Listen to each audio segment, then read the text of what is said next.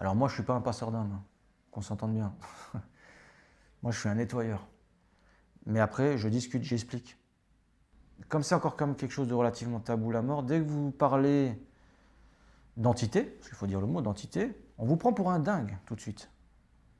Là, mais je suis sûr qu'il y en a plein. Ils vont me prendre pour un dingue. Ils vont se dire celui-là, mais c'est pas une entreprise sérieuse. Mais c'est quoi ce. Enfin voilà. Je vais avoir des confrères remarquer, mais attends, mais c'est pas possible ce qu'il vient de dire. Mais c'est pas grave, je l'assume amplement parce que je le vis. Et qu'il y en a un de mes confrères qui ose dire qu'il n'a jamais vécu quelque chose de bizarre dans un logement. Si c'est le cas, qu'il m'appelle tout de suite. C'est un métier qui vous use physiquement et mine de rien aussi psychologiquement, même si vous en parlez autour de vous. Voilà.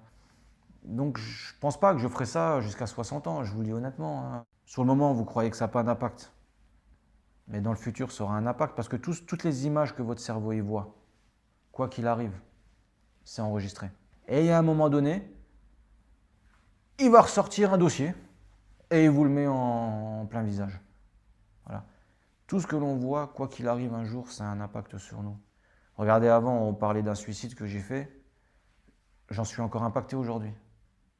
Ben voilà, je revois toutes ces images, je réentends les sons, je revis la scène en fait. Et c'est ça qui est difficile.